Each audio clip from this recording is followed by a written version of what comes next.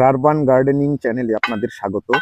এই মুহূর্তে দেখতে পাচ্ছেন আমি রয়েছি পাইনঅ্যাপল ক্যাপিটাল অফ ইন্ডিয়া বা ভারতবর্ষের আনারসের রাজধানী বিধাননগরের একটি গ্রামে আমার এক ভাইয়ের বাড়িতে এসেছি।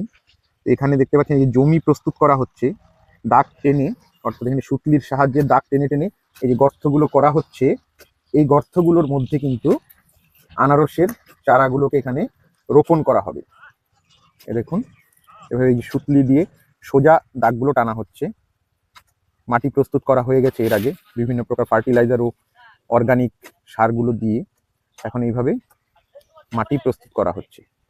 এই দেখুন এই যেভাবে গর্তগুলো করা হয়েছে, এই প্রত্যেকটা গর্তের মধ্যে কিন্তু একটা করে চারা দেওয়া হবে। চারাগুলো ওইদিকে ফেলাইছে। এই যে গর্তগুলো করা হয়েছে তার পাশেই কিন্তু এখানে এই চারাগুলোকে, অর্থাৎ এই গাছগুলো অন্য গাছের থেকে নিচ থেকে এই গাছগুলোকে সংগ্রহ করা হয়েছে। গত বছরে যে পুরনো গাছ যেগুলো লাগানো ছিল জমিতে, সেখান থেকে এগুলো সংগ্রহ করে এইভাবে এগুলোর মাথাগুলোকে কেটে দিয়ে ছেটে কিন্তু এইভাবে রাখা হয়েছে। এই যে দেখুন এই গাছগুলো যে আছে প্রত্যেকটা গাছকে এখানে প্রত্যেকটা গর্তের মধ্যে লাগিয়ে দেওয়া হবে। এভাবে যে সারা জমির মধ্যে ভেবে ছিটিয়ে দেওয়া আছে। এরপরে আপনাদের নিয়ে যাচ্ছি আমি যেখানে অলরেডি গাছ লাগানো হয়ে যাচ্ছে সেখানে। অলরেডি এখানে হচ্ছে দেখুন এই জায়গাতে অলরেডি কিন্তু এখানে চারাগুলোকে রোপণ করা হয়েছে। তো ক্যামেরায় রয়েছে আমার ভাই আমানত রয়েছে। আমানত বলবে এগুলো কিভাবে কি লাগানো হয়েছে চারাগুলো এবং কিভাবে পরিচর্যা করেছে এখনো পর্যন্ত। আগে যেমন ভিডিওতে দেখানো হলো যে রশি টেনে কোদাল দিয়ে গর্ত করে রশি টানি, কারণ লাইনটা সোজা হওয়ার জন্য। তো গর্ত করার পর পাশেই চারা রয়েছে, একটা করে চারা প্রত্যেকটা গর্ততে আমরা দিব। তারপরে লোক আছে লাগানোর, ওরা পা দিয়ে পুরো প্রথমে চারাটাকে লাগাবে, একটা চারা যেমন করে ধরে দুটা পা দিয়ে লাগিয়ে তারপরে কোদাল দিয়ে আবার এটার মধ্যে মাটি দিবে। তো ওইভাবে প্রসেসে আমাদের পুরো বাগানটা লাগাই শেষ করব। আর ওই পাশে কি পরিচর্যা চলছে? যে লাগানোর পর যে মাটি দিতে হবে অল্প করে, না হলে গাছটা পড়ে যাবে উঠে। তো ওই জন্য একটু হালকা করে মাটি দিতে হবে কোদাল দিয়ে। যে দেখানো হচ্ছে কি করে মাটি দিচ্ছে ওরা। পাশে আমাদের দাদারা ভাইরা আছে যারা মাটি দিচ্ছে। এই প্রসেসে আর কি মাটি কতটা পরিমাণ জমি আছে এখন লাগানো এই জমিটাতে? এটা পুরোটাই যতটা লাগাচ্ছে এখানে মোটামুটি 1.5-2 বিঘার মতো জমি আছে। তার মানে 1 বিঘাতে 6000 বসে। তো এখানে মোটামুটি 10 থেকে 11,000 চারা বসবে পুরো জমিটাতে। 10 থেকে 11,000 চারা বসবে। এরপরে জল তো দিতে হবে না, কারণ যে মেঘের বৃষ্টি যে হবে, বৃষ্টি হওয়ার পর নিচের থেকে শেকড় ছাড়বে, তারপরে আস্তে আস্তে আগাছা জন্মাবে, ওগুলোকে পরিষ্কার করতে হবে। তারপরে আবার যে ফার্টিলাইজার ইউজ করতে হবে, ইউরিয়া, পটাশ, ডিএপি, ওগুলা দিয়ে আবার সেম ভাবে আমরা মাটি দিব জমিতে। অমন করে 4টা রাউন্ড দিব সার। কয় মাস পরে ওটা হবে মাটি দেওয়া, মানে সার দেওয়া? ওই যে বৃষ্টির পর মোটামুটি এপ্রিল মাসে আমরা জমিতে সার দেবো। এপ্রিল মে মাসে। এপ্রিলে একটা দেবো, একটা জুনে দেবো, একটা আগস্টে দেবো। মোটামুটি 3 মাস পরে আবার এখানে সার দিতে হবে। আবার পরিচর্যা করতে 3 মাস তো না, 2 মাস। এটা তো জানুয়ারি, তো ফেব্রুয়ারি অলরেডি চলে আসছে। মার্চে এপ্রিলে, মার্চের লাস্টের দিকে, এপ্রিলের প্রথম দিকে। তো অমন করে 4টা রাউন্ড সার দেওয়া হবে। এরপরে আমরা যাচ্ছি যেই জমিগুলো 1 বছর আগে লাগানো হয়েছিল সেখানে আমরা যাচ্ছি। চলো। এই জমিগুলো হচ্ছে কতদিন আগে লাগানো এগুলো? এটাও যে গত বছর লাগিয়েছিলাম জানুয়ারির দিকে, জানুয়ারির শেষের দিকে, ফেব্রুয়ারির প্রথম দিকে।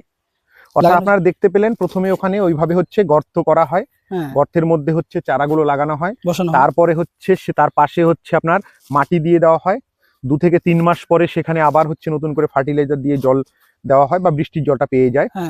তার পরবর্তীতে আপনি এরকম হয় মাঝখানে হয়তো এরপরে কি আর কোনো পরিচর্যা করতে হয়?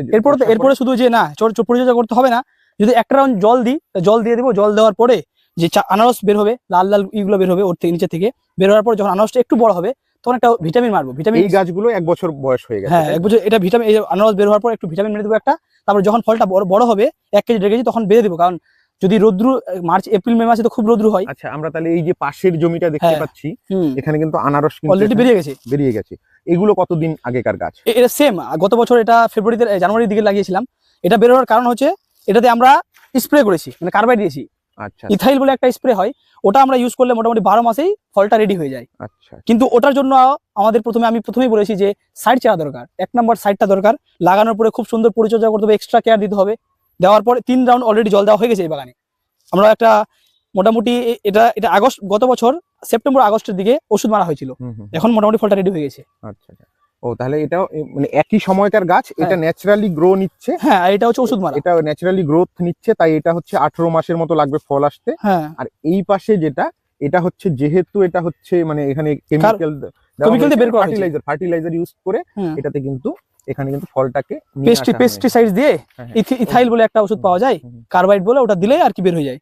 ওর মানে অগ্রিম নেওয়া হয়েছে হ্যাঁ, আর কি। তো ওটা বের হওয়ানোর পরে এটা আবার কতদিন পরে এটার মার্কেট ধরা যাবে? হয়ে গেছে, এটা অলরেডি হয়ে গেছে মোটামুটি। এটা কি চলছে, জানুয়ারি শেষ, ফেব্রুয়ারির দিকে এটা আমরা বিক্রি করে দেবো। আচ্ছা, এটা ফেব্রুয়ারিতে ফেব্রুয়ারিতে বিক্রি বিক্রি হয়ে করে যাবে। দেবো, হ্যাঁ। কেমন দাম থাকে তখন মোটামুটি? এখন তো আপাতত 1.5 কেজিটা মানে 26 টাকা আছে, তার মানে একটা যদি 1.5 কেজি ফল হয় ওটার পিস পড়বে 40 টাকার মতো। 40 26 টাকা, ওইদিকে 13 টাকা, 26 39 টাকা পিস, 39-40 টাকা পিস পড়ে এক একটা ফল বর্তমানে। কিন্তু এটা শিওর না, বাজার কখনো দাম 30 টাকা হয়ে যায়, কখনো 15 টাকা হয়ে যায়, কোনো শিওর না, এটা অ্যাভেলেবিলিটির উপর নির্ভর করে। যাই হোক, তাহলে আপনারা দেখতে পেলেন কিভাবে পর পর স্টেপ বাই স্টেপ হচ্ছে আনারস হচ্ছে পরিচর্যা করা হয়। যদি কোনো আনারস সম্পর্কে কোনো তথ্য প্রয়োজন হয় বা হচ্ছে আনারস সম্পর্কে কেউ আগ্রহ প্রকাশ করেন, তাহলে নিজেরাও যদি পরিচর্যা করে চাষবাস করতে চান, তাহলে আমার এই ভাইয়ের সঙ্গে আপনারা যোগাযোগ করতে পারেন, আমি যোগাযোগ করিয়ে দেব।